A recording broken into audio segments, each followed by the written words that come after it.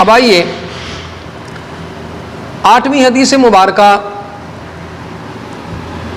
اس میں انداز خطابت اور ختم نبوت کو بیان کیا گیا، یعنی سرکار دو جہاں علیہ الصلاۃ والسلام کا جو انداز خطابت ہوا کرتا تھا، حضور نبی کریم علیہ الصلاۃ والسلام جس انداز میں گفتگو فرمایا کرتے تھے، خطاب فرمایا کرتے تھے، آپ علیہ الصلاۃ والسلام کا جو بیان مبارک ہوتا تھا، اس انداز کو اس میں بیان کیا گیا ہے۔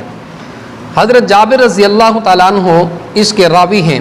عن جابر رضی اللہ عنہ قال کان رسول اللہ صلی اللہ علیہ وسلم اذا خطب احمرت عیناہ وعلا صوتہ واشتد غضبہ حتی کأنہ منذر جیش یقول صبحکم ومساکم ویقول بعثت انا والساعۃ کہاتین وَيَقْرُنُ بَيْنَ أَصَابِعِهِ السَّبَابَةِ الْوُسْطَى۔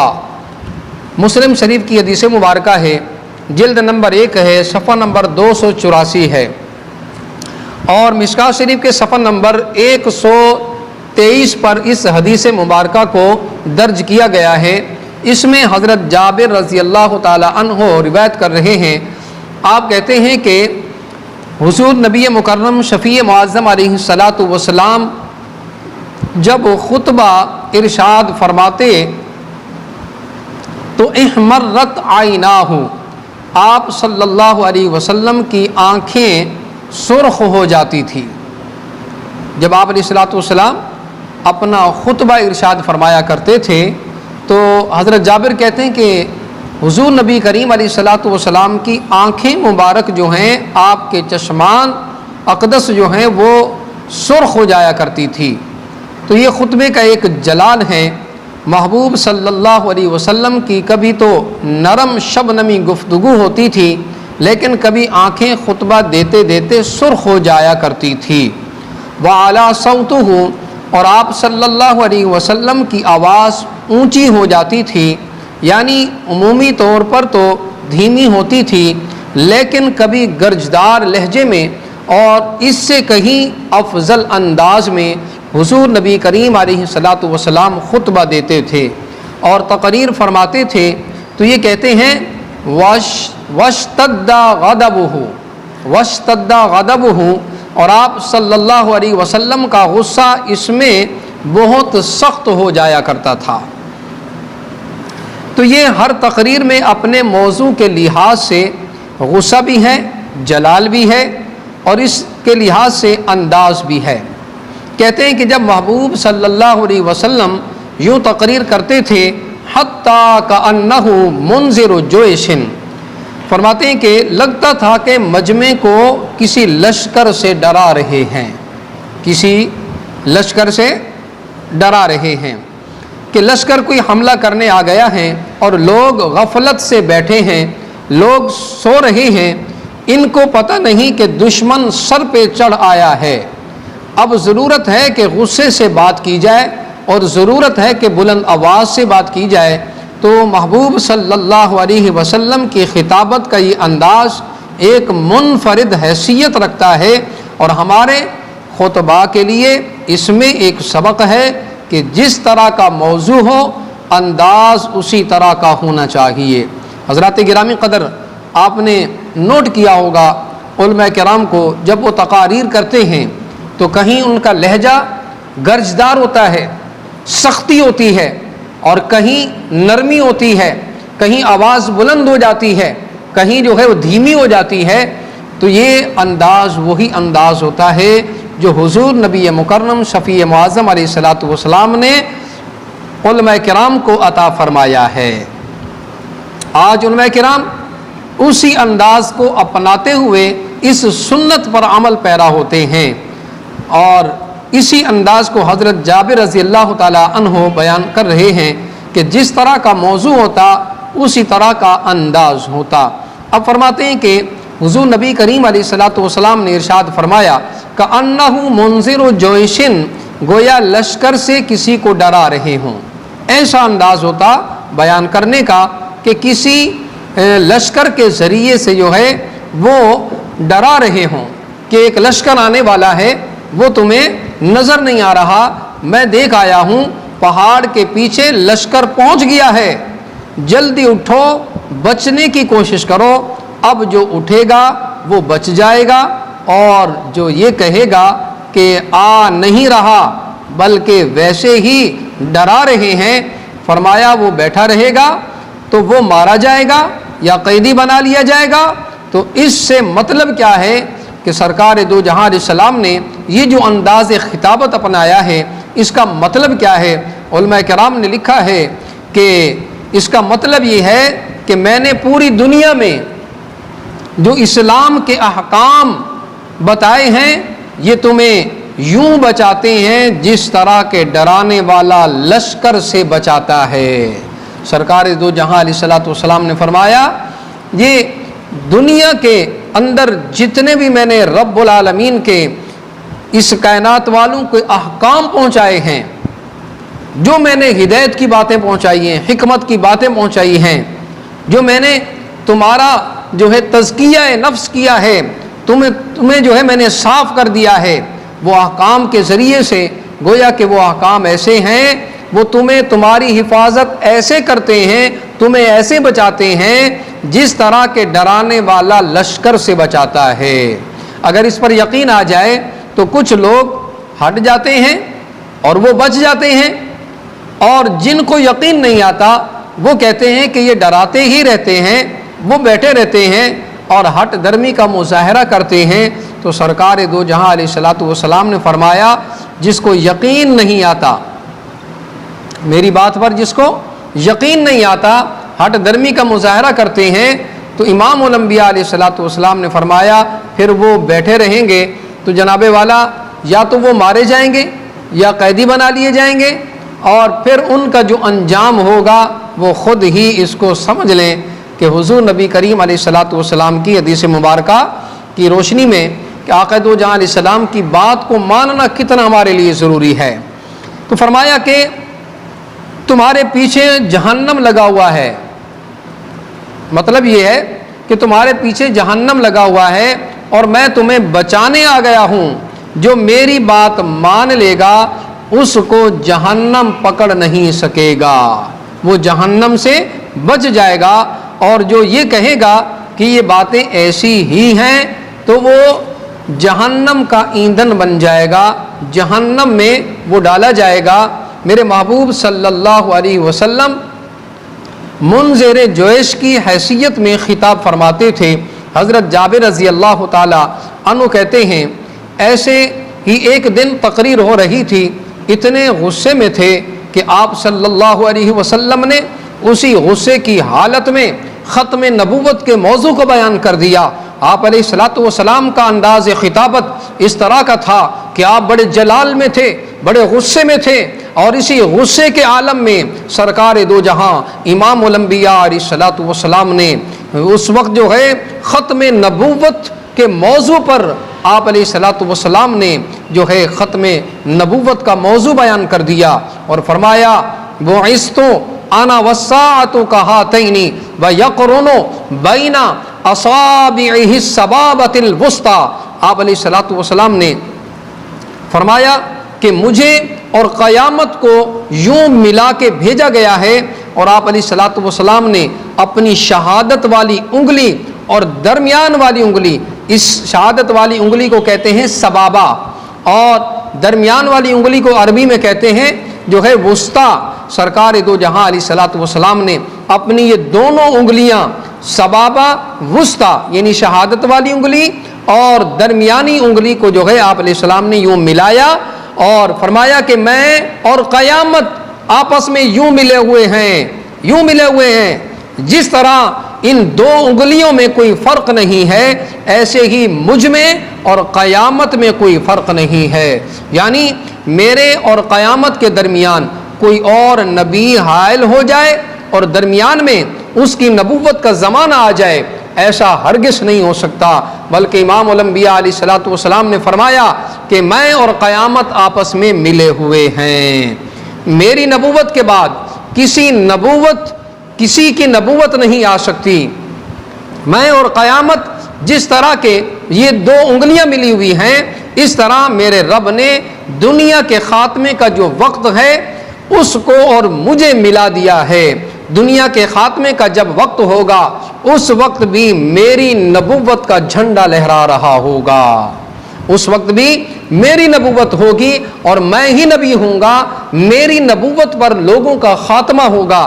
امام الانبیاء علیہ الصلوۃ والسلام نے فرمایا کہ ہمیشہ کے لیے اب میری نبوت ہوگی۔ سید عالم صلی اللہ علیہ وسلم نے یوں ملا کے دو انگلیوں کو یوں ملا کے قیامت کا قرب بھی بیان کر دیا اور ختم نبوت کو بھی بیان کر دیا۔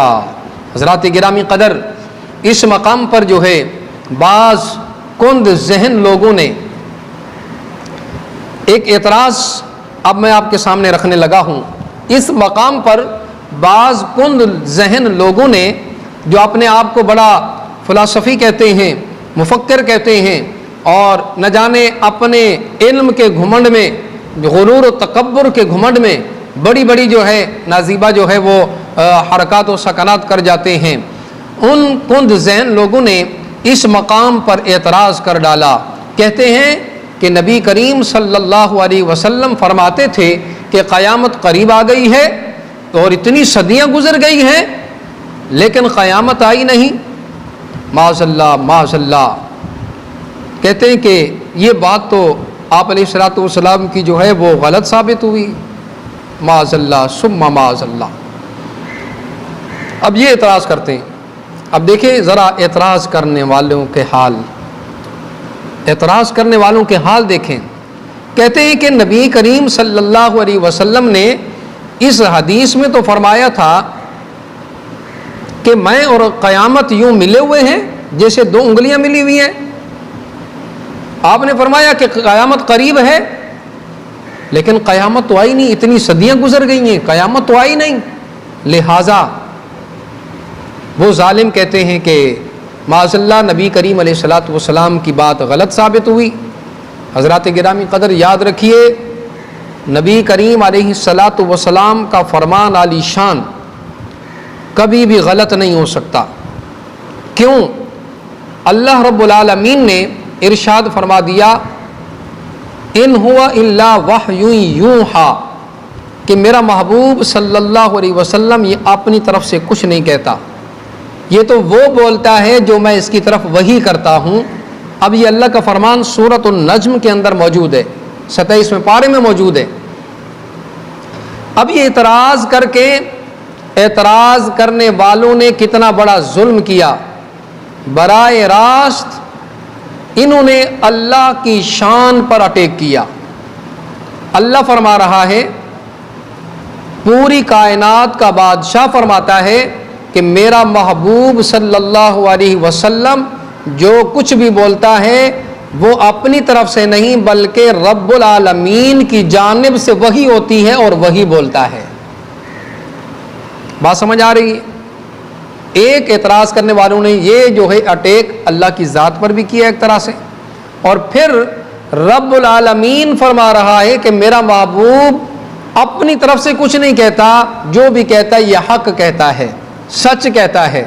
اب معترضین نے یہ اعتراض کیا کہ نبی کریم علیہ الصلوۃ والسلام نے معاذ اللہ جو یہ بیان فرمایا تھا قیامت کے قرب کو کہ میں اور قیامت یوں دو انگلیوں کی طرح ملے ہوئے ہیں، ابھی تک قیامت تو نہیں آئی، صدیاں گزر گئی ہیں۔ اور ظالموں، قیامت کے حوالے سے بات کرتے ہو، قیامت نہیں آئی، ذرا یہ بتاؤ قیامت کے لیے کیا کیا ہے تم لوگوں نے؟ یہی اکٹھا کیا ہے جو تمہارے لیے جہنم کا ایندھن بنے گا؟ آمنہ کے لال پر اعتراض کر رہے ہو۔ حضرات گرامی قدر، مجھے جو ہے بڑے افسوس سے یہ کہنا پڑ رہا ہے، اس اعتراض کو جب میں نے پڑھا بڑا مجھے افسوس ہوا کہ یہ کس طرح کے لوگ ہیں جو نبی کریم علیہ الصلوۃ والسلام کی ذات پر اٹیک کرتے ہیں، اعتراض کر رہے ہیں۔ اعتراض کرنے والوں، میں تم سے پوچھتا ہوں تمہاری اوقات کیا ہے؟ تمہاری حیثیت کیا ہے؟ تمہاری حیثیت کیا ہے؟ کیا اوقات ہے تمہاری؟ دو ٹکے کے جو ہے ملا ہو کر تم جو اعتراض کرتے ہو، وہ بھی حضور نبی کریم علیہ الصلوۃ والسلام کی ذات پر، جس کا معلم جو ہے وہ خود رب العالمین ہے، جس کو پڑھانے والی ذات رب کعبہ کی ذات ہے، میرا رب اس کا معلم ہے، پڑھانے والا ہے۔ الرحمن علم القرآن، رحمان نے سکھا دیا قرآن، رحمان پڑھانے والی ذات ہے، اور حضور نبی کریم صلی اللہ علیہ وسلم رحمان سے علم حاصل کرنے والے ہیں۔ ارے اس کے متعلق تم جو ہے اعتراض کر رہے ہو، تمہارا علم تو اتنا ہے کہ تمہیں اس حدیث کی صحیح معنی میں سمجھ نہیں آئی، اس حدیث تک تمہاری جو ہے اس کی سمجھ تک تمہاری رسائی نہیں ہو سکی، اور ظالم کے بچوں تمہیں سمجھ نہیں آئی، تمہارا علم تو اتنا ہے، تمہاری اوقات اتنی ہے، تمہیں سمجھ نہیں آئی، اور جب تمہارے عقل میں، کھوپڑی میں، دماغ میں بات نہیں گھسی، سمجھ تمہیں نہیں آئی، قصور تمہارا ہے، تمہارا علم اتنا ناقص ہے، اور اعتراض کر ڈالا حضور کی ذات پر، الیاذ باللہ۔ اب آئیے میں تمہیں سمجھاتا ہوں، اس حدیث پاک کا مطلب، اس کا مطلب کیا ہے۔ ظالموں تھوڑا سا غور کیا کرو، اپنی حیثیت دیکھا کرو، اپنی اوقات دیکھا کرو، اپنی اوقات دیکھا کرو۔ انسان جب اپنی اوقات بھول جاتا ہے نا، پھر وہ اس طرح کے جو ہے اعتراضات کرنے لگ جاتا ہے، تو اوقات اپنی یاد رکھا کرو۔ اب آؤ میں اس حدیث پاک کا تمہیں مفہوم سمجھاتا ہوں۔ سرکار دو جہاں علیہ الصلوۃ والسلام نے یہ کیوں ارشاد فرمایا کہ میں اور قیامت ایسے ہیں جیسے دو انگلیاں ملی ہوئی ہیں، یعنی ان دو انگلیوں کے درمیان کوئی جیسے فرق نہیں ہے، ایسے ہی میں اور قیامت ملے ہوئے ہیں۔ اس کا مطلب کیا ہے؟ آؤ میں سمجھاتا ہوں۔ میرے محبوب علیہ الصلوۃ والسلام نے جو قرب قیامت بیان کیا تھا وہ واضح ہے، اور وہ قرب آپ صلی اللہ علیہ وسلم نے اضافی طور پر بیان کیا کہ حضرت آدم علیہ السلام سے دیکھو تو پھر محبوب صلی اللہ علیہ وسلم کا زمانہ قیامت کے کتنا قریب ہے۔ حضرت عیسیٰ علیہ السلام تک سارے پیغمبروں کے مقابلے میں ہمارے پیارے نبی کریم علیہ الصلوۃ والسلام کا زمانہ سب سے اقرب ہے، اور کسی پیغمبر کا زمانہ درمیان میں نہیں آتا۔ لہٰذا اگر کوئی بیان کرنا چاہے گا تو یہی بیان کرے گا کہ نبوت جس کی قیامت کے سب سے قریب ہے وہ یقیناً امام الانبیاء محمد الرسول اللہ صلی اللہ علیہ وسلم کی نبوت ہے۔ سمجھ آ رہی ہے کچھ؟ نبی کریم علیہ السلام نے فرمایا کہ اگر حضرت آدم علیہ السلام سے دیکھا جائے، وہاں سے دیکھا جائے، تو پھر درمیان میں بہت سارے پیغمبر، رسول، نبی آئے ہیں۔ حضرت عیسیٰ علیہ السلام تک 1,24,000 یا کم و بیش پیغمبران جو ہے خدا آئے ہیں۔ اب ان سب کے زمانے کو دیکھا جائے، آدم علیہ السلام کا زمانہ، حضرت نوح علیہ السلام کا زمانہ، ایسے ہی حضرت لوط علیہ السلام، حضرت ابراہیم علیہ السلام، حضرت یعقوب علیہ السلام، حضرت اسحاق علیہ السلام، حضرت اسماعیل علیہ السلام، الغرض ایسے 1,24,000 کم و بیش پیغمبران خدا کے زمانے کو دیکھا جائے، تو اس زمانے سے اگر دیکھیں تو سب سے قریب زمانہ کس کا آتا ہے؟ یقیناً آپ سب کہیں گے امام الانبیاء علیہ الصلوۃ والسلام کا زمانہ آتا ہے۔ اور سرکار دو جہاں علیہ الصلوۃ والسلام نے فرمایا کہ جب قیامت برپا ہوگی، پیچھے آپ حضرات نے سماعت فرما لیا کہ امام الانبیاء علیہ السلام نے فرمایا کہ لوگوں کا حشر میرے قدموں پر ہوگا، کہ سب سے پہلے میں اپنے روضہ اطہر سے باہر آؤں گا، پھر پوری کائنات کے اندر جو مخلوقات ہیں وہ سب کے سب کا جو ہے حشر میرے قدموں پر ہوگا، وہ بعد میں اٹھائے جائیں گے اور میرے قدموں پر اٹھائے جائیں گے۔ اب ظاہر سی بات ہے، جس کے قدموں پر تمام کائنات کا حشر ہو رہا ہے، اور خاتمہ بھی امام الانبیاء علیہ الصلوۃ والسلام کے زمانے میں، آپ علیہ السلام کا یہ زمانہ ہے، یہ کسی اور کا نہیں۔ یہ پہلے ہم اپنے بیانات میں بتا چکے ہیں، ریکارڈ کروا چکے ہیں کہ نبی کریم علیہ الصلوۃ والسلام کا جو کلمہ طیبہ ہم پڑھتے ہیں، لا الہ الا اللہ محمد رسول اللہ، تو اس کا مطلب یہ ہے، معنی یہ ہے اللہ کے سوا کوئی عبادت کے لائق نہیں، حضرت محمد رسول اللہ صلی اللہ علیہ وسلم اللہ کے رسول ہیں، اللہ کے رسول ہیں۔ یعنی کوئی یہ نہیں کہتا ترجمے میں کہ اللہ کے رسول تھے، ہرگز کوئی نہیں کہتا۔ اعتراض کرنے والے وہ بھی خود یہی کہتے ہوں گے کہ اللہ کے رسول ہیں، تو ماننا پڑے گا جب اللہ کے رسول ہیں تو پھر نبی کریم علیہ الصلاۃ والسلام کی نبوت کا سکہ چل رہا ہے۔ ماننا پڑے گا کہ جب دنیا کا خاتمہ ہوگا تو حضور نبی کریم علیہ الصلاۃ والسلام کی ختم نبوت پر ہوگا، اور پھر جب قبر سے اٹھائے جائیں گے، عالم برزخ کی زندگی ہے، پھر وہ زندگی کا پیریڈ گزار کر جب ہم اپنی قبروں سے اٹھیں گے تو حشر بھی نبی کریم علیہ السلام کے قدموں پر ہوگا، اور جس کا خاتمہ بھی نبی کریم علیہ السلام کی نبوت پر اور ختم نبوت پر اس زمانے میں ہو، اور حشر بھی نبی کریم علیہ السلام کے قدموں پر ہو، تو حضور نے فرمایا کہ اب دیکھو قیامت کا منظر ہوگا، قیامت برپا ہوگی، میدان حشر ہوگا، اس وقت بھی قیامت اور میں ایسے ملے ہوئے ہوں گے جیسے یہ دو انگلیاں ملی ہوئی ہیں، ان دو انگلیوں میں جیسے فرق نہیں ہے ایسے ہی مجھ میں اور قیامت میں فرق نہیں ہے۔ مطلب کیا ہے؟ فرمایا درمیان میں کوئی اور نبی نہیں آ سکتا، کسی اور نبی کا زمانہ نہیں آ سکتا۔ تو نبی کریم علیہ الصلاۃ والسلام نے اپنے اس ارشاد گرامی کے اندر جو ہے مرزا غلام احمد قادیانی کا جو ہے رد فرما دیا، اور یہ کئی صدیاں پہلے رد فرما دیا تھا۔ آپ علیہ الصلاۃ والسلام نے پیشن گوئی گویا کہ فرما دی تھی کہ میرے بعد اگر کوئی بھی نبوت کا دعویٰ کرے گا تو وہ جھوٹا ہوگا، لعنتی ہوگا، کذاب ہوگا۔